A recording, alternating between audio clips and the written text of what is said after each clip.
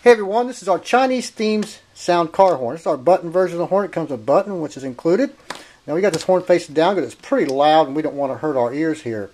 Easy installation. Your black wire comes from your horn, go to a ground somewhere. It could be your battery, just anywhere you have a good ground source. Then your red wire comes from your horn, go to a 12-volt power source. It could be your battery, a fuse, anywhere you got a good 12-volt power source. And then you just run your yellow wire coming from your horn to one side of the button, which is included, and you simply just run another 12-volt wire to the other side of the button and you're good to go. So this is our Chinese theme sounds car horn.